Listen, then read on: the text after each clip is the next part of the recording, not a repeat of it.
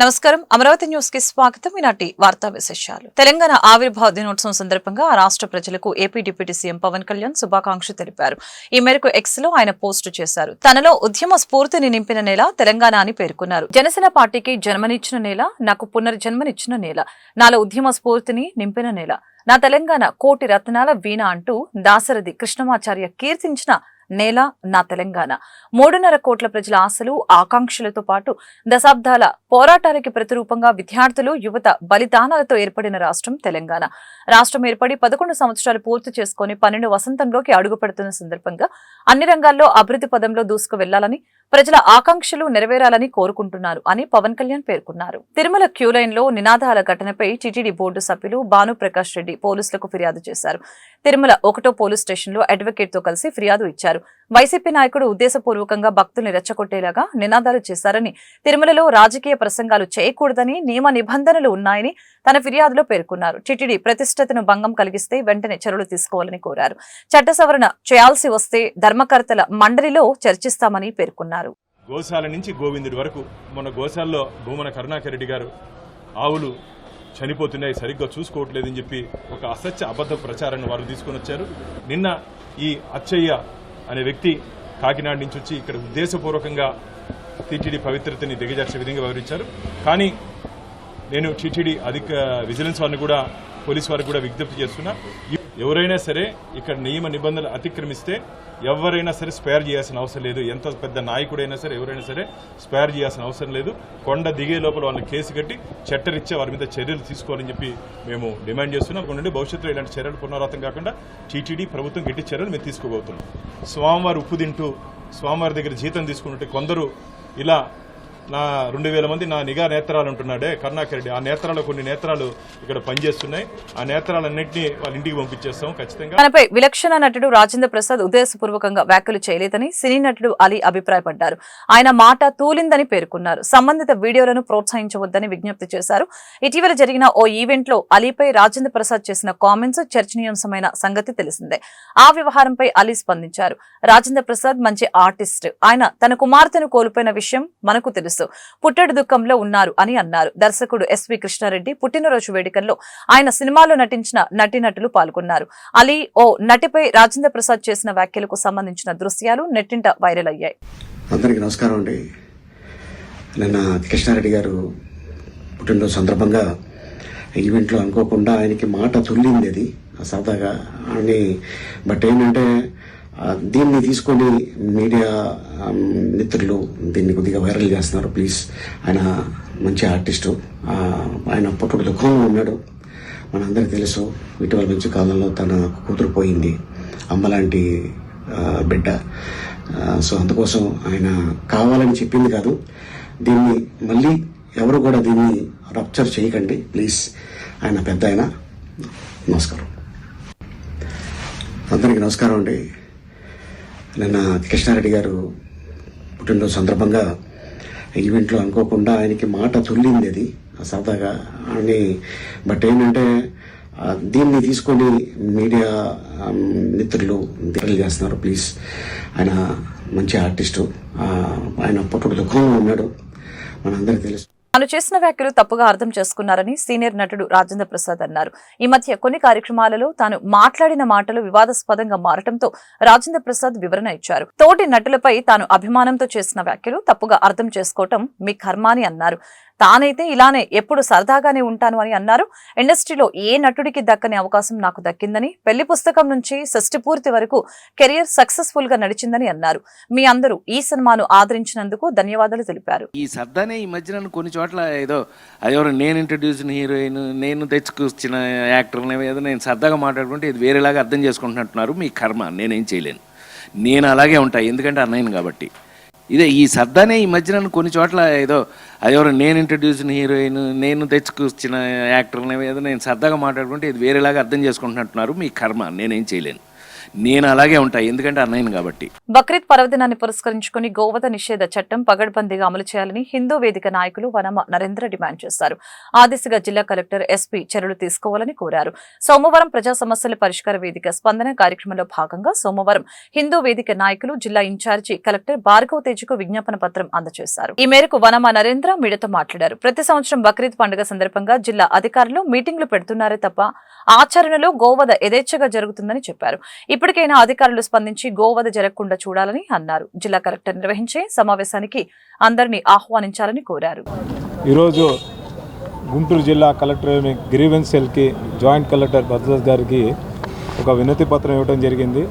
ఏదైతే బక్రీద్ సందర్భంగా గోవుల్ని, మరి ఆ మాట మేము అనకూడదు, గోవుల్ని ఇబ్బంది పెడుతుంటారు కాబట్టి అట్లాంటి కార్యక్రమం జరగకుండా ఉండాలని చెప్పి ఈరోజు మేము హరే రాయల్ వారు, అనిల్ బెహ్రా గారు, అలానే హిందూ చైతన్య పోరాట సమితి వారందరూ కూడా మేము వినతి పత్రం ఇచ్చాము. దానికి జాయింట్ కలెక్టర్ గారు సానుకూలంగా స్పందించి ఈరోజు సాయంత్రం 4 గంటలకు జరిగే పీస్ కమిటీకి అందరినీ హిందూ వాదులతో పాటు ముస్లిము వాళ్ళను కూడా పిలిచి గోహత్య జరగకుండా చేస్తామని చెప్పారు. ఈ సందర్భంగా మీరు చెప్పింది జాయింట్ కలెక్టర్ గారికి, ప్రతి సంవత్సరం కూడా పీస్ కమిటీ మీటింగ్ జరుగుతుంది. కాకపోతే దాంట్లో ఎవరిని పిలుస్తున్నారు, మత పెద్దలను పిలుస్తున్నారా, హిందూ చైతన్య వేదికలను పిలుస్తున్నారా, హిందూ పెద్దలను పిలుస్తున్నారో కూడా ఆ యొక్క సమావేశం మొదలుపెట్టేటప్పుడే అందరికీ తెలియజేయాలని కోరుకుంటున్నాం. ఎందుకంటే ఆ యొక్క సమావేశం తూతూ మంత్రంగా నిర్వహిస్తున్నారు. అటు ముస్లిం పెద్దలను కానీ, లేదా గోహత్యకి కారణమైన వ్యక్తులను కానీ, లేదా ఈ యొక్క కబేలాల వాళ్ళని కానీ పిలవట్లేదనేది మా యొక్క వాదన. ఎందుకంటే మాకు హిందూ వేదికలు అనేక వేదికలు ఉన్నా కూడా ఎవరికి కూడా ఇప్పుడు సమయం దాదాపు 11 అవ్వస్తుంది, ఇప్పుడు దాకా కూడా ఎవరికి కూడా ఆ సమావేశం వివరాలు తెలియలేదు. మరి వీళ్ళు ఎవరిని పిలుస్తున్నారు, ఎవరి ద్వారా ఈ శాంతి చర్చలు నడుపుతున్నారు, ఎవరి ద్వారా ఈ యొక్క గోహత్య జరగకుండా చూస్తున్నారు అనేది మాకు తేటతెల్లం చేయాలని కూడా కోరుకున్నాము.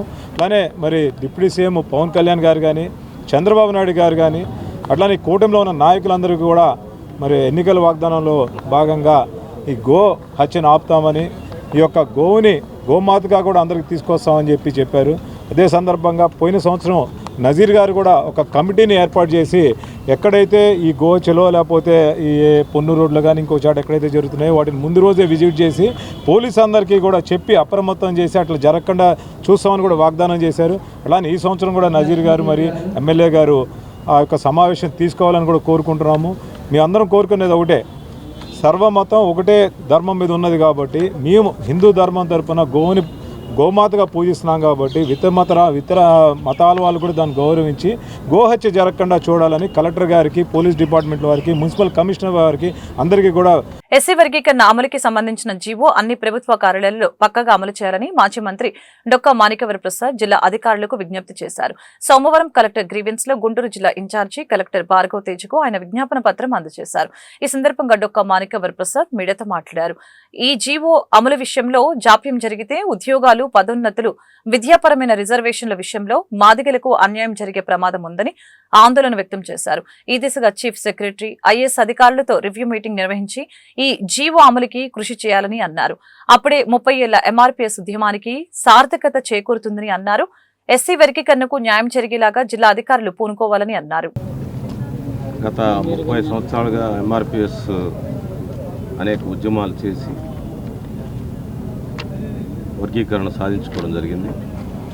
కూటమి ప్రభుత్వం, గౌరవ ముఖ్యమంత్రి చంద్రబాబు నాయుడు గారు ఆయన ప్రభుత్వం ఏర్పడగానే వర్గీకరణను ఇంప్లిమెంట్ చేస్తూ ఆర్డినెన్స్ తేవడం జరిగింది. కూటమిలో ఉన్న అందరు నాయకులు కూడా మనస్ఫూర్తిగా ఈ వర్గీకరణ ఆర్డినెన్స్ని సపోర్ట్ చేసి ప్రభుత్వం జీవో తేవడం జరిగింది. చాలా డిపార్ట్మెంట్ హెడ్స్, కొంతమంది అధికారులు ఇంకా ఆ జీవోని, ఆ చట్టాన్ని, వర్గీకరణ చట్టాన్ని ఇంకా అర్థం చేసుకోలేదు. కొంత ఇంప్లిమెంటేషన్లో, దాని అమలులో కొన్ని ఇబ్బందులు వస్తూ ఉన్నాయి.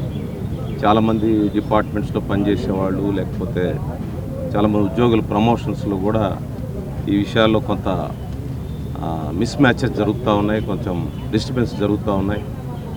అందువల్ల ప్రభుత్వానికి ఈరోజు గ్రీవెన్స్ సెల్లో రాష్ట్ర వ్యాప్తంగా అన్ని జిల్లాల్లో మెమోరాండాలు ఇస్తూ ఉన్నారు. దాని ఉద్దేశం ఏంటంటే ప్రభుత్వం ఒక దృష్టి పెట్టి ఒక రివ్యూ చేసి అన్ని హెడ్ ఆఫ్ ది డిపార్ట్మెంట్స్కి, ఐఏఎస్ ఆఫీసర్లకి ఈ వర్గీకరణ ఆర్డినెన్సు దాని ఇంప్లిమెంటేషను ఇది ప్రతి డిపార్ట్మెంట్లో ఇంప్లిమెంట్ చేయాలి, ప్రతి ఎడ్యుకేషన్ ఇన్స్టిట్యూషన్లో ఇంప్లిమెంట్ చేయాలి, ప్రతి ప్రమోషన్లో ఇంప్లిమెంట్ చేయాలి, ప్రతి రిక్రూట్మెంట్లో ఇంప్లిమెంట్ చేయాలి. అన్ని స్థాయిల్లో ఇంప్లిమెంట్ చేయాలన్నదే దాని spirit of the act, spirit of the ordinance, spirit of the judgement. అందువల్ల కొందరు అధికారులకు అది అర్థం కాలేదు, కొంతమంది దాన్ని తాత్సారం చేస్తూ ఉన్నారు, డిలే చేస్తూ ఉన్నారు, కొంత వాళ్ళకి కన్ఫ్యూజన్లో ఉన్నారు. అందువల్ల చీఫ్ సెక్రటరీ గారికి ప్రభుత్వానికి మా విజ్ఞప్తి ఏంటంటే వెంటనే ఒక రివ్యూ మీటింగ్ దీని మీద అందరు ఐఏఎస్ ఆఫీసర్లకి ఒక నాలెడ్జ్ ఎన్రిచ్ అయ్యే విధంగా వాళ్ళకి ఒక రివ్యూ తీసుకోమని చెప్పి విజ్ఞప్తి చేయడానికి ఈరోజు ప్రభుత్వానికి ఒక అటెన్షన్, ప్రభుత్వం యొక్క దృష్టి పెట్టమని చెప్పేది మా దృష్టి. లేకపోతే చాలామంది ఉద్యోగాలు కోల్పోతారు, చాలామంది ప్రమోషన్లు కోల్పోతారు, చాలామంది విద్యా సంస్థల్లో అడ్మిషన్స్ కోల్పోతారు. ఈ పరిస్థితి రాకుండా ఉండాలంటే చీఫ్ సెక్రటరీ, ఇతర అధికారులంతా కూడా, head of the departments, principal సెక్రటరీలు అందరూ కూడా రాష్ట్రంలో ఉన్న అన్ని సంస్థలను, విద్యా సంస్థల్ని, అన్ని డిపార్ట్మెంట్స్ని రివ్యూ చేయమని చెప్పేది మా విజ్ఞప్తి. లేకపోతే 30 సంవత్సరాలు మాదిగలు చేసిన వైసీపీ దళితుల్ని కవచంగా వాడుకుంటున్నారని మాజీ మంత్రి డొక్క మాణిక్యవర ప్రసాద్ ఆరోపించారు.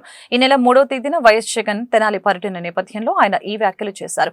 గంజాయి బ్యాచ్ కి వైసీపీకి సంబంధం ఏమిటని నిలదీశారు. దళితులపై దాష్టికం ప్రదర్శించిన వైసీపీ నేతలపై జగన్ ఎందుకు చర్యలు తీసుకోలేదని ప్రశ్నించారు. దళిత యువకుడు సుబ్రహ్మణ్యం హత్య, దళిత యువకుల శిరోమండనం, డాక్టర్ సుధాకర్ మృతి కేసుల్లో జగన్ దళితులకి క్షమాపణ చెప్పాలని డిమాండ్ చేశారు. దళితులపై ప్రేమ ఉంటే ఎస్సీ వర్గీకరణపై జగన్ స్టాండ్ చెప్పాలని అన్నారు. గుంటూరులో ఆయన మీడియాతో మాట్లాడుతూ వైసీపీ మొదటి నుంచి దళితులకి వ్యతిరేకమని చెప్పారు. మాదిగల వ్యతిరేక పార్టీ వైసీపీ అని అన్నారు. వైసీపీ పార్టీకి గంజాయి బ్యాచ్కి ఏంటి సంబంధం? ఏంటి వాళ్ళ యొక్క నక్సస్ ఏంటి? కాబట్టి ఈ విషయంలో వైసీపీ పార్టీ రాజకీయం చేస్తూ ఉంది. వైసీపీ పార్టీ దళితుల్ని ఒక షీల్డ్గా పెట్టుకుని, ఒక కవచంగా పెట్టుకుని ప్రజల దగ్గరికి వెళ్ళాలని చూస్తుంది. దీన్ని తీవ్రంగా ఖండిస్తాము. నిజంగా వైసీపీ పార్టీకి ఇప్పటికైనా దళితుల పట్ల ప్రేమ ఉంటే, దళితుల పట్ల నిజాయితీ ఉంటే, వాళ్ళకి ఈ రోజుకైనా సుబ్రహ్మణ్యం హత్య కేసులో ముద్దాయిన ఎమ్మెల్సీ అతన్ని పార్టీ నుంచి బహిష్కరించమని చెప్పండి, ఎమ్మెల్సీ రద్దు చేయమని చెప్పండి. అదేవిధంగా శిరోమండనం కేసులో తోట త్రిమూర్తులు వైసీపీ పార్టీ ఎమ్మెల్సీ, అతని పార్టీ నుంచి సస్పెండ్ చేయమని చెప్పండి. ఏం వాళ్ళకి మానవ హక్కులు గుర్తురాలేదా? డాక్టర్ సుధాకర్ని పెడలెక్కలు విరిచి పోలీసులు కట్టేసి రోడ్డు మీద పడేస్తే అప్పుడు జగన్మోహన్ రెడ్డి గారికి మానవ హక్కులు గుర్తురాలేదా? మూల్పూర్లో నూత కిరణ్ అనే అతన్ని హత్య చేస్తే ఈ ముద్దాయిలు, మరి దాని మీద ఎందుకు చర్యలు ఎందుకు వైసీపీ పార్టీ స్థానిక నాయకత్వం, స్థానిక అప్పుడున్న వైసీపీ నాయకులు ఎందుకు మాట్లాడరు? హత్య జరిగితే అంటే దళితుల మీద హత్య చేస్తే మీ పార్టీ వాళ్ళు చేస్తే బాగానే ఉంటుంది. ఎవరో వాళ్ళ గంజాయి గొడవల్లో వచ్చిన తగాదకి మీరు మధ్యలో దూరి షీల్డ్గా వాడతారా? మీరు రాజకీయాల షీల్డ్గా వాడతారా? దళిత సమస్యగా మారుస్తారా? మీకు దళితుల పట్ల ప్రేమ ఉంటే బహిరంగ జగన్మోహన్ రెడ్డి రేపు క్షమాపణ చెప్పాలి. రేపు సుబ్రహ్మణ్యం హత్య కేసులో ముద్దాయి అయిన వాళ్ళ ఎమ్మెల్సీని పార్టీ నుంచి బహిష్కరించాలి. అతనికి దళితుల పట్ల నిజాయితీ ఉంటే, దళితుల పట్ల నిజాయితీ ఉంటే తోట త్రిమూర్తిని పార్టీ నుంచి బహిష్కరించాలి, ఎమ్మెల్సీకి రాజీనామా చేయాలి. అదేవిధంగా దళితులపై హత్యా నేరాల్లో ఉన్నట్టు అనేక మంది వైసీపీలో ఉన్నారు, ఈవెన్ తెనాల్లోనే ఉన్నారు. ఈ ముద్దాయిలో ఒకడు దళితులను చంపారు, వాళ్ళ విషయం ఎందుకు చర్య తీసుకోరు? అందువల్ల వాళ్ళకి దళితుల పట్ల ప్రేమ లేదు. దళిత వ్యతిరేక పార్టీ ఆ పార్టీ దళితులు ఒక షీల్డ్గా పెట్టుకొని పనిచేయాలని చూస్తుంది. పోలీసులు కూడా ఆ బహిరంగంగా వాళ్ళని అట్లా హింసించడానికి మేము ఖండిస్తున్నాము. అది అది అది రాజ్యాంగ హక్కుల ఉల్లంఘన. భవిష్యత్తులో అలాంటి చర్య జరగకుండా పోలీసు చర్య తీసుకోవాలి. వైసీపీ పార్టీ బహిరంగంగా వాళ్ళ 5 సంవత్సరాల దళితులపై జరిగిన అత్యాచారం, డాక్టర్ సుధాకర్ని పెడరెక్కలు విరిచి కట్టేసి రోడ్డు మీద లాక్కెళ్తుంటే మీకు మానవ హక్కులు గుర్తు రాలేదా? క్షమాపణ చెప్పుదానికి జగన్మోహన్ రెడ్డి, సుబ్రహ్మణ్యం రాష్ట్ర ప్రభుత్వం అమలు చేస్తున్న సంక్షేమ కార్యక్రమాలు అర్హులకు అందించాలని ఇన్ఛార్జి కలెక్టర్ భార్గవ్ తేజ అధికారులను ఆదేశించారు. రెవెన్యూ శాఖ పరిధిలోని పౌర సేవలు అందించే విషయంలో నిర్లక్ష్యం వీడాలని అన్నారు. ప్రజా సమస్యల్ని జవాబుదారీతనంతో పరిష్కరించాలని అన్నారు. ప్రజా సమస్యల పరిష్కార వేదిక స్పందన కార్యక్రమం సోమవారం గుంటూరు జిల్లా కలెక్టరేట్ ప్రాంగణంలోని ఎస్ఆర్ శంకరన్ కాన్ఫరెన్స్ హాల్లో జరిగింది. ఈ సందర్భంగా జిల్లా నలుమూలల నుంచి వచ్చిన బాధితులు తమ సమస్యల్ని పరిష్కరించాలని కోరుతూ ఇన్ఛార్జి కలెక్టర్ భార్గవ్ తేజ్కు విజ్ఞాపన పత్రాలు అందజేశారు. ఆయా సమస్యల్ని సకాలంలో పరిష్కరించాలని సంబంధిత అధికారుల్ని ఆదేశించారు. ఈ సందర్భంగా పలువురు బాధితులు మీడియా ఎదుట తమ సమస్యల్ని వెల్లడించారు. గ్రామం అండి, మాకు మేరకపూడి రెవెన్యూలో ఒక 50 సెంట్లు పొలం ఉంది. గత తెలుగుదేశం ప్రభుత్వం ఉన్నప్పుడు అధికారులందరూ జిల్లా సర్వేరు గారు కానీ, జాయింట్ కలెక్టర్ గారు కానీ, మండల సర్వేరు గారు కానీ అన్ని రిపోర్ట్లు తయారు చేసి ఎంఆర్ఓ ఆఫీస్కి వెళ్ళండి అయ్యా, అక్కడ ఎక్కిస్తారని చెప్పారు. పోయిన ప్రభుత్వం నుంచి మధ్యలో మళ్ళీ 5 సంవత్సరాలు వైఎస్ఆర్ గవర్నమెంట్ కూడా అయిపోయింది. మళ్ళీ ఇప్పుడు వచ్చి కూడా సంవత్సరం అయింది. ఇంతవరకు ఆ 50 సెంట్లు ఆన్లైన్ ఎక్కడానికి ఎంఆర్ఓ గారి ఆఫీసులో ఎవరో ఆలకిచ్చేవాళ్ళు లేరు. మేము వెళ్తుంటే ఇప్పుడు 9 సంవత్సరాలు బట్టి తిరుగుతున్నా ఒక్క 50 సెంట్లు ఆన్లైన్ ఎక్కడం కోసం. ఈసారైనా ఈ ప్రజావేదికలో ఈ సమస్య పరిష్కారం అవుతుందని నేను మనస్ఫూర్తిగా కోరుకుంటున్నాను. నా పేరు నరసింహారావు అండి. అది గుంటూరు జిల్లా మంగళగిరి మండలం ఆత్మకూరు గ్రామం అండి. ఆత్మకూరు గ్రామంలో సర్వే నెంబర్ 361లో 3 సెంటు స్థలం కొనుగోలు చేస్తున్నానండి. అది నిషేధ జాబితాలోకి రాకపోయినా కూడా సర్క్యులర్ ఏదో ఉందని పెట్టారు. పెట్టిన తర్వాత ప్రజా సమస్య పరిష్కార వేదికలో అర్జీ పెట్టుకుంటే సార్ గారు జిల్లా కలెక్టర్ గారు ఎంఆర్ఓ గారు పంపించి ఎంక్వైరీ చేయమన్నారు. ఎంఆర్ఓ గారు ఇది నిషేధ జాబితాలు రాదనేసి మీ పై అధికారులు పంపిస్తున్నాను నా దగ్గర ఎండార్స్మెంట్ తీసుకొని ఎండార్స్మెంట్ ఇచ్చారు. అది తీసుకొని వచ్చి మళ్ళీ ఇక్కడ అప్లై చేస్తే మళ్ళీ ఆ సబ్ కలెక్టర్ గారు పంపించారు. సబ్ కలెక్టర్ గారు కూడా నిషేధ జాబితాలు రాదనేసి మళ్ళీ ఎండార్స్మెంట్ ఇచ్చారు. అది తీసుకొచ్చి మళ్ళీ ఇక్కడ ఇచ్చాను. ఇస్తే మళ్ళీ ఎంఆర్ఓ గారు పంపించారు. సార్ ఇది జరుగుతుంది. డిస్ట్రిక్ట్ రిజిస్ట్రార్ గారి దగ్గరికి వెళ్తే మేము చేయగలిగింది ఏం లేదు, ఎంఆర్ఓ దగ్గర కలెక్టర్ గారి దగ్గర నుంచి ఆబ్జెక్షన్ తెచ్చుకొని అంటున్నారు. సార్ దయచేసి ఆయన దయించి జెన్యూన్గా ఉంటే భూమిని మాత్రం రిలీజ్ చేయవలసిందిగా మళ్ళీ వచ్చి ఇవాళ పెడతా. పోయిన గత 3 నెలలుగా తిరుగుతూనే ఉన్నాం గ్రీవెన్స్లలోకి.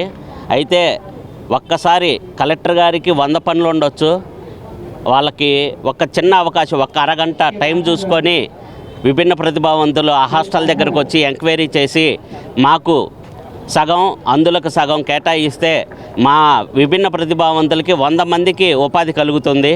దాన్ని దృష్టిలో పెట్టుకొని దయచేసి కలెక్టర్ గారు వికలాంగుల ఆఫీస్ దగ్గరకు వచ్చి అక్కడ ఎంతమంది ఉంటున్నారు దయచేసి వాళ్ళు ఎంక్వైరీ చేసి మాకు సగం వాళ్ళకి సగం రావాలని, మా విభిన్న ప్రతిభావంతులకి ఉపాధి కల్పించాలని ఆమెని ఎన్నో వారాలుగా వేడుకుంటున్నాము. దయచేసి ఇప్పుడైనా సరే మాకు ఉపాధి కల్పించడానికి వాళ్ళు ఒక అరగంట టైం చూసుకొని హాస్టల్కి వచ్చి ఎంక్వైరీ చేయవలసిందిగా కోరుతున్నాము. లేని ఎడల ఈ విషయాన్ని ఒక 10 రోజుల్లో లోకేష్ బాబు దగ్గరికి తీసుకెళ్లి అన్న దగ్గరికి తీసుకెళ్లి మేము ఎన్నికల హామీ మేరకు కూటమి ప్రభుత్వం పేదోడి సొంతింటి కలను సాకారం చేయాలని సిపిఐ జిల్లా కార్యదర్శి జంగాల అజయ్ కుమార్ డిమాండ్ చేశారు. పట్టణాల్లో 2 సెంట్లు, గ్రామాల్లో 3 సెంట్ల ఇళ్ల స్థలాలు ఇచ్చి 5 లక్షలతో పక్క గృహం నిర్మించి ఇవ్వాలని పాలకులకు విజ్ఞప్తి చేశారు. ఈ డిమాండ్ సాధనకే గుంటూరు పొన్నూరు రోడ్లోని ఎంఆర్ఓ కార్యాలయం వద్ద సోమవారం సిపిఐ ధర్నా కార్యక్రమం చేపట్టింది. ఈ సందర్భంగా జంగాల అజయ్ కుమార్ మాట్లాడారు. కూటమి ప్రభుత్వం అధికారంలోకి వచ్చి ఏడాది పూర్తి చేసుకున్న నేటికి ఎన్నికల హామీలు అమలు కాలేదని ఆరోపించారు. సూపర్ 6 పథకాలు ఇప్పటికీ అతిగతి లేదని అన్నారు. ఇప్పటికైనా ప్రభుత్వం స్పందించి ఇచ్చిన హామీలు అమలు చేయాలని, లేని పక్షంలో ప్రజా ఆగ్రహానికి గురి కావాల్సి వస్తుందని హెచ్చరించారు. కార్యక్రమంలో సిపిఐ నగర కార్యదర్శి కోట మాల్యాద్రి, ఆకిటి అరుణ్ కుమార్ తదితరులు పాల్గొన్నారు. రాష్ట్ర వ్యాప్తంగా పట్టణాల్లో సెంటు, గ్రామాల్లో సెంటున్నర ఇచ్చినప్పుడు అప్పుడు తెలుగుదేశం పార్టీ వాళ్ళు తాము అధికారంలోకి వస్తే పట్టణాల్లో 2 సెంట్లు, గ్రామాల్లో 3 సెంట్లు ఇచ్చి ఇల్లు కట్టుకోవడానికి 4 లక్షలు ఇస్తామని ప్రతి వేదిక మీద వాగ్దానం చేయడం అనేది జరిగింది. కానీ 12వ తేదీకి సంవత్సరం పూర్తవుతా ఉంది. 6 గ్యారంటీలని 6 అంకె చూపించారు. ఆ 6 గ్యారంటీల్లో పెన్షన్ 4,000 ఇవ్వటం తప్ప ఒక్కటంటే ఒక్కటి కూడా వాగ్దానాలు అమలు జరపడంలో ఈ ప్రభుత్వం ఘోరంగా విఫలమైందంటలో ఎలాంటి సందేహం లేదు. ప్రతి నెల బీసీ మహిళలకి 1,500 ఇస్తామని చెప్పారు. ఇప్పటికి ఒక్కళ్ళకన్నా ఇచ్చారా? రైతుకి ముందస్తు పెట్టుబడిగా 20,000 ఇస్తామని చెప్పారు, ఇచ్చారా? ఏమీ ఇవ్వకుండా మాటలతోటి కాలక్షేపం చేసి ఇదిగో వచ్చే నెలలో మేము కళ్ళ కింద చేస్తున్నామని ప్రచారాలు తప్ప, ప్రచార ఆర్భాటాలు, పటాటోపాలు తప్ప ఈ ప్రభుత్వం ఏ వాగ్దానాన్ని అమలు జరిపే స్థితిలో. జేఈఈ అడ్వాన్స్డ్ 2025 ఫలితాలలో భాష్యం ఐఐటి జేఈఈ అకాడమీ విద్యార్థులు ఆల్ ఇండియా అత్యుత్తమ ర్యాంకులతో సంచలనం సృష్టించారని భాష్యం విద్యా సంస్థల చైర్మన్ రామకృష్ణ తెలిపారు. చంద్రమౌళి నగర్లోని భాష్యం క్యాంపస్లో ఏర్పాటు చేసిన మీడియా సమావేశంలో భాష్యం విద్యాసంస్థల చైర్మన్ రామకృష్ణ మాట్లాడారు. సోమవారం విడుదలైన జేఈఈ ఫలితాలలో భాష్యం విద్యార్థులు ఎస్ వెంకటసాయి చక్రి ఓపెన్ కేటగిరీలో ఆల్ ఇండియా 33వ ర్యాంకు, ఎం శ్రీకర గణేష్ 104వ ర్యాంకు, ఎన్ ఆకాష్ 108వ ర్యాంకు సహా పలు అత్యుత్తమ ఆల్ ఇండియా ర్యాంకులను సాధించినట్లు వెల్లడించారు. అత్యుత్తమ ర్యాంకులను సాధించిన విద్యార్థులకి భాష్యం విద్యా సంస్థల తరపున ఉన్నత చదువుల నిమిత్తం నగదు ప్రోత్సాహక చెక్కులను అందజేశారు. మనందరం ప్రతి రిజల్ట్కి ఇట్లా కూర్చొని సంబరాలు చేసుకోవడం చాలా ఆనందంగా ఉంది. అదే క్రమంలో ఈరోజు జేఈ అడ్వాన్స్డ్ రిజల్ట్స్ అనౌన్స్ చేయడం జరిగింది. మరి ఎప్పట్లానే ఏ రిజల్ట్స్ వచ్చినా చాలా చక్కగా తెచ్చుకునే మన భాష్యం విద్యా సంస్థలో ఈరోజు కూడా మంచి ఫలితాలని స్టూడెంట్స్ ఆవిష్కరించారు. అందులో వెంకటసాయి చక్రి ఓపెన్ కేటగిరీలో ఆల్ ఇండియా 33rd ర్యాంక్ తెచ్చుకోవడం జరిగింది. మరి ఆ వెంకటసాయి చక్రి మరి ఆల్ ఇండియా ఓపెన్ కేటగిరీలో 33rd ర్యాంక్ తెచ్చుకున్నందుకు మరి విద్యాసంస్థల మేనేజ్మెంట్ తరఫున, స్టాఫ్ తరఫున, అందరి తరఫున అబ్బాయికి ప్రత్యేక శుభాకాంక్షలు తెలియజేస్తున్నాం. అది ఒక్కటే కాకుండా వెంకటసాయి చక్రికి ఓపెన్ కేటగిరీలో వచ్చిన ఆల్ ఇండియా 33rd ర్యాంకుతో పాటు సపోర్టింగ్గా ఇంకా చాలామంది స్టూడెంట్స్ ఉన్నారు. శ్రీకర గణేష్ ఓపెన్ కేటగిరీలో ఆల్ ఇండియా 104th ర్యాంకు తెచ్చుకోవడం జరిగింది. ఆకాష్ ఓపెన్ కేటగిరీలో ఆల్ ఇండియా 108th ర్యాంకు తెచ్చుకోవడం జరిగింది. టి విక్రమ్ లెవి ఓపెన్ కేటగిరీలో all India 146th rank. Jaswanth Balaji open కేటగిరీలో all India 151st rank. Sai Manogna open కేటగిరీలో ఆల్ ఇండియా 152nd ర్యాంక్ తెచ్చుకోవడం జరిగింది. ఈ మొత్తం ఆరుగురు మాకున్న సమాచారం ప్రకారం ఆంధ్రప్రదేశ్ నుంచి ఆల్ ఇండియా ఓపెన్ కేటగిరీలో 152 లోపు 6 ర్యాంకులు ఉండటం మరి అది భాష్య విద్యా సంస్థకి చాలా గర్వకారణంగా భావిస్తున్నాం. ఇవన్నీ నేను చెప్పినవన్నీ ఓపెన్ కేటగిరీలో తెచ్చుకున్నాయి. ఇక టోటల్ ఆల్ కేటగిరీస్ ఉంటాయి.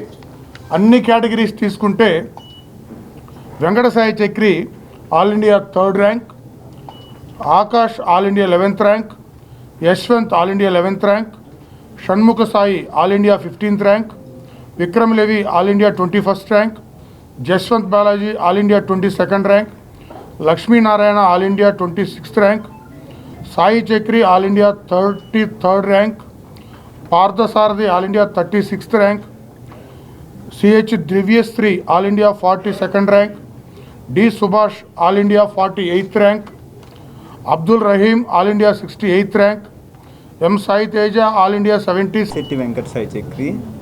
నాకు జేఈ అడ్వాన్స్ రిజల్ట్లో ఓపెన్ కేటగిరీ 33rd ర్యాంక్ వచ్చింది, మరియు ఈడబ్ల్యూఎస్ కేటగిరీలో 3rd ర్యాంక్ వచ్చింది. ఈ ర్యాంక్కి రావడానికి వెనకాల మా పేరెంట్స్ సపోర్ట్ కానీ, మా ఫ్యాకల్టీ సపోర్ట్ కానీ, రామకృష్ణ సార్ సపోర్ట్ కానీ చాలా ఉంది. దీనికోసం నేను డైలీ 14 hours వర్క్ చేసేవాడిని. ఎప్పటికప్పుడు ఎర్రర్స్ మీద వర్కింగ్ చేసుకుంటూ ఉండేవాడిని. మాకు పెట్టిన షెడ్యూల్ కానీ, అక్కడ ఇచ్చిన వర్క్ షీట్స్, ఎగ్జామ్స్ నాకు చాలా ఉపయోగపడ్డాయి. నేను భాష్యానికి చాలా రుణపడి ఉంటాను. ఈ ర్యాంక్ రావడానికి చాలా సహాయం చేసింది భాష్యం నాకు. అందరికీ నమస్కారం. నా పేరు సాయి మనోజ్ఞ గుత్తికొండ. నాకు రీసెంట్గా జరిగిన జేఈ అడ్వాన్స్డ్ ఎగ్జామ్లో నాకు ఆల్ ఇండియాలో 152nd ర్యాంక్ వచ్చింది. అలాగే ఇంతకుముందు జేఈ మెయిన్స్లో 100% ఆల్ ఇండియా 18th ర్యాంక్ వచ్చింది. ఈ అచీవ్మెంట్స్ వెనకాల నేను రోజుకి 14 hours కష్టపడ్డాను. ఎవ్రీ స్టెప్లో డిసిప్లిన్గా ఉండటానికి ట్రై చేశాను. అండ్ దాని వెనకాల మా మదర్ ఎఫర్ట్ కూడా ఎంతో ఉంది. ఎప్పుడు నన్ను డిసిప్లిన్డ్గా ఉండమని, ఏ రోజు వర్క్ ఆ రోజు కంప్లీట్ చేయమని చాలా మోటివేట్ చేసేవాళ్ళు. అండ్ మా ఫాదర్ కూడా చాలా సపోర్టివ్గా ఉండేవాళ్ళు. అండ్ మా భాష్యం ఫ్యాకల్టీ గురించి అసలు చెప్పాల్సిన అవసరం లేదు. నాకు ఎవ్రీ స్టెప్లో గైడెన్స్ ఇచ్చేవాళ్ళు. నేను చేసే ప్రతి మిస్టేక్ స్పాట్ చేసి నన్ను ఇంకా ఎలా బెటర్ అవ్వాలి అని చెప్పేసి రోజు చెప్తా ఉండేవాళ్ళు. వాళ్ళ సపోర్ట్ లేనిదే అసలు నేను ఇవాళ ఇక్కడ ఉంటానని ఊహించుకోవటానికి కూడా నాకు లేదు. ఎందుకంటే నేను ఐఐటి ఫౌండేషన్ లేకపోయినా కానీ ఈ 2 ఇయర్స్లో మా టీచర్స్ నాకు చెప్పిన లెసన్స్, నా మీద పెట్టిన ఎఫర్ట్ అండ్ దెన్ నాకు ఇచ్చిన మోటివేషన్ వల్లే నేను ఇక్కడ ఉన్నాను అనుకుంటున్నాను. అలాగే భాష్యంలో మా chairman Ramakrishna sir and Hanumantharao sir వాళ్ళ సపోర్ట్ కూడా ఎప్పుడు స్టూడెంట్స్కి ఉంటుంది. ఎప్పుడు నన్ను స్ట్రెస్డ్ అవుట్ చేయలేదు. ఎప్పుడు నవ్వుతూ ఉంటారు, నవ్విస్తూ ఉంటారు అండ్ చక్కగా చదువుకోమని చెప్తూ ఉంటారు. ఎప్పుడు నాకు స్ట్రెస్ అని ఫీల్ అయిపోయి అలా ఉండేది కాదు. ఎప్పుడు నవ్వుతా చక్కగా హ్యాపీగా చదువుకున్నాను అండ్ దెన్ హ్యాపీగా రిజల్ట్తో వెళ్తున్నాను. ఇవాళ నేను నా డ్రీమ్ కాలేజ్లో చేరబోతున్నాను. ఎస్సీ వర్గీకరణ చేసి యానాదులకు న్యాయం చేయాలని ఎస్టీ రిజర్వేషన్ పోరాట సమితి రాష్ట్ర అధ్యక్షులు కేసీ పెంచలయ్య, సంక్షేమ సంఘం రాష్ట్ర అధ్యక్షులు బాపట్ల బ్రహ్మయ్య డిమాండ్ చేశారు. జిల్లా కలెక్టర్ కార్యాలయం ఎదుట ధర్నా నిర్వహించి అనంతరం కలెక్టర్ని కలిసి వినతి పత్రం అందజేశారు. ఈ సందర్భంగా వారు మాట్లాడారు. ఎస్టీల వర్గీకరణ వెంటనే చేపట్టి విద్య, ఉద్యోగం, రాజకీయ రంగాలలో సముచిత స్థానం కల్పించాలని ఈ సందర్భంగా కోరారు. ఎస్టీలో 30% యానాదుల జనాభా ఉందని, జనాభా ప్రాతిపదికన సంక్షేమ ఫలాలు అందించాలని ఈ సందర్భంగా కోరారు. ఈ ధర్నా కార్యక్రమంలో యానాదుల సంఘాల నాయకులు యేసుబాబు, మురళి, శ్రీనివాసరావు, కృష్ణవేణి, రమణ తదితరులు పాల్గొన్నారు. నమస్కారం. నా పేరు కల్లూరు పెంచులయ్య. యానాది రిజర్వేషన్ పోరాట సమితి రాష్ట్ర అధ్యక్షుడిని. ఏదైతే ఈరోజు గుంటూరు జిల్లా కలెక్టర్ ఆఫీస్ ఎదుట ఏదైతే ఎస్టీ వర్గీకరణ ద్వారానే యానాదులకు న్యాయం జరుగుతుంది, ఈ నేపథ్యంలో ఎస్టీ వర్గీకరణ చేయాలని చెప్పి డిమాండ్ చేస్తూ ఏదైతే యానాది రిజర్వేషన్ పోరాట సమితి ఆధ్వర్యంలో గుంటూరు కలెక్టరేట్ల నిరసన తెలియజేసి గౌరవ జాయింట్ కలెక్టర్ గారికి మా యొక్క సమస్యను తెలియజేయడం అనేది, ఏదైతే గౌరవ జాయింట్ కలెక్టర్ గారు ఈ సమస్యను ప్రభుత్వం దృష్టికి తీసుకెళ్లి మాకు న్యాయం చేస్తామని చెప్పి హామీ ఇచ్చారు. ఈ సందర్భంగా మేము ఒకటే తెలియజేస్తూ ఉన్నాం. ఏదైతే ఈ రాష్ట్రంలో గిరిజన జనాభాలో 30% జనాభా యానాదులు ఉన్నారో, కానీ అభివృద్ధి విషయంలో అన్ని జాతుల కన్నా వెనకబడి ఉన్నారు. జనాభా పరంగా మొదటి స్థానంలో ఉన్నాం.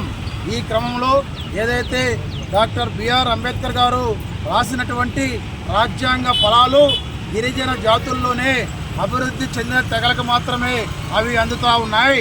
యానాదులకు అన్యాయం జరుగుతూ ఉంది. ఈ నేపథ్యంలో ఏదైతే ఎస్సీల్లో ఏదైతే అసమానతలను తొలగిస్తూ ఎస్సీ వర్గీకరణ చేశారు, అలాగే ఎస్టీల్లో ఉన్నటువంటి అసమానతలను తొలగిస్తూ ఎస్టీ వర్గీకరణ చేయమని చెప్పి మేము డిమాండ్ చేస్తూ ఉన్నాం. ఎందుకంటే గౌరవ సుప్రీంకోర్టు ఏం చెప్పింది, ఎస్సీ వర్గీకరణను ఆయా రాష్ట్ర ప్రభుత్వాలు చేసుకోవచ్చని చెప్పింది. ఈ నేపథ్యంలో ఏదైతే ఎస్టీ వర్గీకరణ ఈ రాష్ట్రంలో ఉండేటువంటి యానాదులకే ప్రధానంగా అవసరం. ఎందుకు అవసరం అంటే యానాదులు ఇప్పటికీ అన్ని విధాలు వెనకబడి ఉన్నారు. ఏదైతే విద్య విషయంలో అన్యాయం జరుగుతూ ఉంది, ఉద్యోగాల విషయంలో అన్యాయం జరుగుతుంది. నేను యానాదు సంక్షేమ సంఘంలో రాష్ట్ర అధిపతిగా పనిచేస్తున్నాను. ముందుగా మీడియా మిత్రులకు నమస్కారం. ఈ రాష్ట్రంలో 10 లక్షల జనాభా యానాదులు ఉన్నారు. అయినా కానీ యానాదుల జీవితాల్లో ఎలాంటి మార్పు రాలేదు. కనుక మేము ఈ రాష్ట్రంలో ఉన్నటువంటి కూటమి ప్రభుత్వాన్ని కూడా మా యొక్క ఎస్టీ వర్గీకరణ చేసి రాష్ట్ర ప్రభుత్వాలు అయితే ఏ గ్రీన్ సిగ్నల్ ఇచ్చినాయో ఆ కమిషనర్ వేసి రాష్ట్రాలలో ఉన్నటువంటి యానాదులకు న్యాయం జరగాలని మేము ఈ రాష్ట్ర వ్యాప్తంగా అన్ని జిల్లాల్లో కూడా ఈ ఎస్టీ వర్గీకరణ పైన నిరసన దీక్షలు చేసుకుంటూ వస్తున్నాం. ఈరోజు కూడా ఈ గుంటూరు జిల్లాలో కూడా మా యొక్క నిరసన దీక్ష కొనసాగిస్తున్నాం. అయ్యా, మేము న్యాయమైన కోరికనే అడుగుతున్నాము. ఈ రాష్ట్రంలో ఉన్నటువంటి యానాదుల జీవితాల్లో ఎలాంటి మార్పులు కూడా ఇప్పటికీ చెరువు కట్ల పైన, కాలువ కట్ల పైన ఈ జీవిత విధానం కొనసాగిస్తున్నారు. మా యొక్క బిడ్డలో భవిష్యత్తు బంగారు బాటలు కావాలంటే ఈ ఎస్టీ వర్గీకరణతోనే సాధ్యమవుతుందని మేము రాష్ట్ర వ్యాప్తంగా ఈ యొక్క నిరసన కార్యక్రమం డిమాండ్ చేసుకుంటూ విద్యార్థుల ప్రతిభ, అధ్యాపకుల నైపుణ్యం మరియు కాలేజీ యాజమాన్యం రూపొందించిన ప్రోగ్రాం జేఈఈలో తమ విద్యార్థుల అసాధారణ ర్యాంకులకు కారణమని ఎస్ఆర్ విద్యా సంస్థల చైర్మన్ వరదారెడ్డి తెలియజేశారు. గుంటూరులోని బృందావన్ గార్డెన్స్ లో గల ఎస్ఆర్ ఎడ్యుకేషనల్ అకాడమీలో ఏర్పాటు చేసిన మీడియా సమావేశంలో ఆయన మాట్లాడారు. ఈ రోజు ప్రకటించిన ఐఐటి జేఈఈ అడ్వాన్స్డ్ 2025 ఫలితాల్లో ఎస్ఆర్ విద్యా సంస్థల విద్యార్థులు ఉత్తమ ఫలితాలు సాధించారని చెప్పారు. అత్యంత నాణ్యత విలువలతో కూడిన విద్యను సామాన్య విద్యార్థులకు అందే విధంగా చూడటం ద్వారానే ఎస్ఆర్ విద్యా సంస్థల విద్యార్థులు ప్రతి సంవత్సరం ఉత్తమ ఫలితాలు సాధిస్తున్నారని తెలియజేశారు. ఫోకస్ ప్లస్ మరియు ఫోకస్ ప్రోగ్రాంల ద్వారా 10వ తరగతి వరకు సాధారణంగా ఉన్న విద్యార్థుల్ని కూడా జేఈఈ పరీక్షల్లో మంచి ఫలితాలు సాధించే విధంగా తీర్చిదిద్దుతామని తెలియజేశారు. కార్యక్రమంలో zonal incharge Purnachandrarao, డీన్లు Appireddy, Ashok Reddy, principal Suresh, Uday మరియు అధ్యాపకులు పాల్గొన్నారు. మిత్రులందరికీ, ప్రింట్ మీడియా, ఎలక్ట్రానిక్ మీడియా, అలాగే తల్లిదండ్రులకి, తర్వాత మా అధ్యాపక బృందానికి, తర్వాత ఈరోజు ర్యాంకులు సాధించి మన ముందున్నటువంటి విద్యార్థి లోకానికి అందరికీ కూడా గుడ్ ఈవినింగ్ ఎవ్రీబడి. మీ అందరికీ తెలుసు, ఈరోజు విడుదలైనటువంటి దేశంలోని ప్రతిష్టాత్మకమైనటువంటి ఐఐటి కళాశాలలకు జరిగేటువంటి పోటీ పరీక్షలో మా విద్యార్థులు అతి తక్కువ టైంలోనే తక్కువ స్ట్రెంత్ కలిగినటువంటి మా బ్రాంచ్ నుంచి ఎగ్జామ్స్ మంచిగా రాసి ఈరోజు మీ ముందుకు ఈ సీట్లు పొందినటువంటి 14 మంది విద్యార్థులు కేవలం గుంటూరు జోన్ నుంచి సెలెక్ట్ అయ్యిందంటే ఇది చాలా గ్రేట్ విషయం. ఇక్కడ ఒకటి గమనించాలి మీరు, మేము స్థాపించినటువంటి మొదటి సంవత్సరంలో 2 పిల్లలకు సెలెక్షన్స్ వచ్చాయి, 2వ సంవత్సరంలో 5గురికి సెలెక్షన్స్ వచ్చాయి. కానీ ఈ సంవత్సరంలో 14 మంది పిల్లలు ఎటెస్టెచ్ ఈ ప్రెస్టీజియస్ ఐఐటి ఇన్స్టిట్యూషన్లో ర్యాంకు సాధించాలంటే ఇక్కడ గ్రాడ్యువల్గా ఇంక్రీజ్ అవుతుందంటే మీరు ఆలోచించాలి. మేము గుంటూరుకు కొత్త కావచ్చు, కానీ విద్యా వ్యవస్థకు ప్రాసెస్కు కొత్త కాదు. మీరు గమనించాలి, ఇక్కడ 50 సంవత్సరాల చరిత్ర కలిగినటువంటి ఎస్ఆర్ వ్యవస్థ ఇది. దీనికి ముఖ్య కారణము దేశవ్యాప్తంగా విద్యా వ్యవస్థలో జరుగుతున్నటువంటి మార్పులకు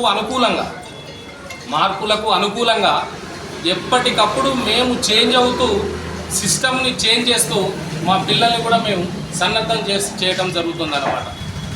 ఇక్కడ పాఠ్య ప్రణాళిక ఒకటి, రెండోది వ్యవస్థలో కాంపిటేటివ్ ఎగ్జామ్స్లో వచ్చేటువంటి మార్పులను అన్నిటి కూడా ఎప్పటికప్పటికి మేము సరిచూసుకుంటూ దాన్ని బ్యాలెన్స్ చేసుకుంటూ మా పిల్లలకు ఎట్లయితే కరెక్ట్గా సెట్ అయి బయటికి అరేంజ్మెంట్స్ కారణమైనటువంటి మా విద్యార్థులందరికీ ముందుగా హార్ట్లీ కంగ్రాచులేషన్స్. వాళ్ళు సాధించిన దేశ ప్రతిష్టాత్మకమైన ఐఐటి ఇనిషియేషన్స్కి గుంటూరు నుంచి 14 మంది మేము తీసుకురాగలిగామంటే ఇంత మార్కెట్లో ఈ కాంపిటీషన్లో ఎస్ఆర్ అనేది ఒక ఎక్స్ట్రాడినరీ బ్రాండ్గా క్రియేట్ చేయగలిగాం టౌన్లో. ఇంత బ్రాండ్ ఎలివేషన్ కారణమైనటువంటి పాత్రికేయ మిత్రులందరికీ ముందుగా ధన్యవాదాలండి. అదేవిధంగా ఈ సక్సెస్కి మేజర్ పిల్లర్స్, మేజర్ కారణమైనటువంటి మా ఫ్యాకల్టీ మెంబర్స్కి, మా ఐఐటి ఫ్యాకల్టీ మెంబర్స్కి, ముఖ్యంగా మోహన్ రావు సార్ కానివ్వండి మ్యాథమెటిక్స్ డిపార్ట్మెంట్, అదేవిధంగా Ratna Kumar sir physics department, Nagababu గారు కానివ్వండి మన కెమిస్ట్రీ డిపార్ట్మెంట్ కానివ్వండి, అదేవిధంగా రామాంజలి సార్ మన ఫిజిక్స్ డిపార్ట్మెంట్, శివుడు సార్ కానీ మా కెమిస్ట్రీ డిపార్ట్మెంట్ కానివ్వండి, ఆపరేటింగ్ మ్యాథమెటిక్స్ డిపార్ట్మెంట్ కానివ్వండి, అందరికీ ఒకసారి ధన్యవాదాలండి. ఇదే ఫస్ట్ సారాలు మెన్షన్ చేసినట్టు ఫస్ట్ అకాడమిక్ ఇయర్లో ఉన్న లిమిటెడ్ స్ట్రెంత్ తోటి 2 సమీర్తో మన ఆసిఫ్తో స్టార్ట్ అయిన విజయ ప్రస్థానం ఈ రోజు 14 మందికి మేము తీసుకెళ్ళగలిగామండి. ఈ వార్తలు ఇంతటితో సమాప్తం. మరొక బులెటిన్లో మళ్ళీ కలుద్దాం. నమస్కారం.